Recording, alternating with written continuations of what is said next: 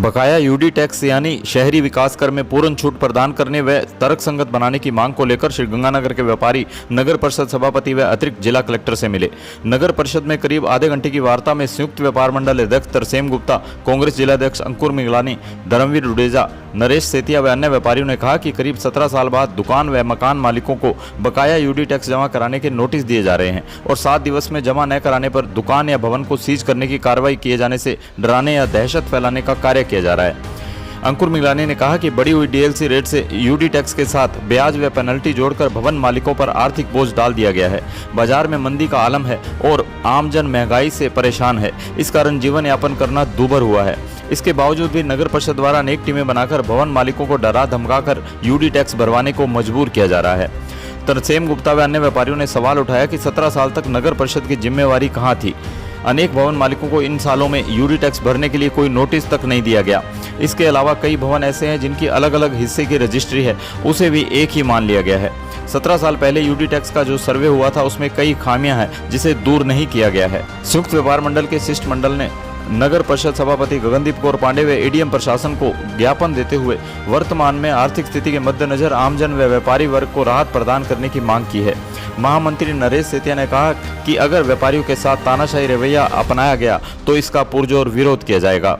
नगर परिषद में निश्चय जन्वेजा, विनोद जग्गा, सोनू अनेजा, प्रदीप चौधरी सहित अनेक संख्या में व्यापारीगण व हरविंदर पांडे सहित कई पार्षदगण उपस्थित थे। संयुक्त व्यापार मंडल का प्रतिनिधिमंडल आज यूडी टैक्स को लेकर सभापति महोदय को मिला। उनसे कहा गया है कि यूडी टैक्स जो है वो अवैध है, इसको एक बार रोका जाए।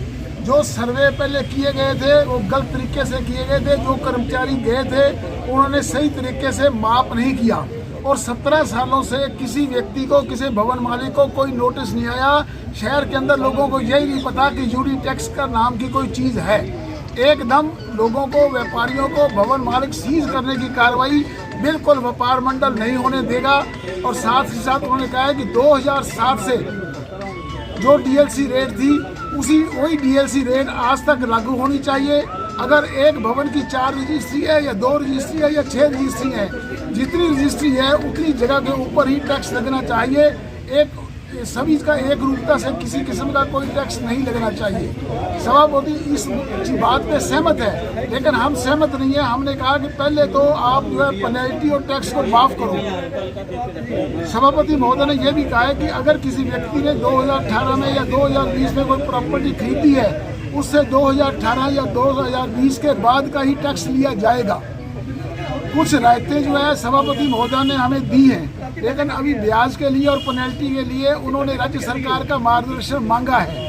पूरी तरह व्यापार मंडल जो है नगर परिषद की कार्यशैली से जो है सहमत नहीं है और जब तक व्यापार मंडल सहमत नहीं होगा तब तक हम यूडी टैक्स के लिए किसी प्रॉपर्टी को सीज होने की कार्रवाई कतई नहीं होने देंगे। वो टैक्स पूर्ति के लिए कोई समय की रिलैक्सेशन भी मिली है क्या आपको?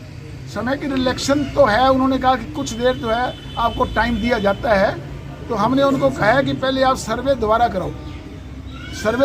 जिन लोगों ने सर्वे किया है, घर जाकर किया, लेडीज़ बैठी थी, उनको पता ही नहीं था, उन्होंने अपने आप कर दिया। कई दुकानों का जो है 2018 के अंदर 1400-1500 रुपया यूडी टैक्स लिया गया है और 19 से लेकर आज तक 24 तक उनको 1,61,000 का नोटिस थमा दिया गया है और साथ ही साथ ये कह दिया गया है कि 7 दिन के अंदर आप नहीं भरा तो आपकी दुकान को सीज कर दिया जाएगा। ये बिल्कुल अनुचित है, ऐसा नहीं होने देगा। मैडम ने ये कह दिया है कि सीजर की कार्रवाई कोई नहीं की जाएगी। ये मैडम ने भी आश्वासन दे दिया है और राज्य सरकार को पत्र लिख करके उसके मार्गदर्शन मांगेंगे। हम व्यापार मंडल इस बात से बिल्कुल एग्री नहीं करते हैं, इसका पुरजोर विरोध करेंगे अगर इन्होंने कोई तानाशाही की तो। खबरों की जानकारी के लिए हमारे चैनल से जुड़े रहिए और इसे सब्सक्राइब करने के बाद बेल आइकन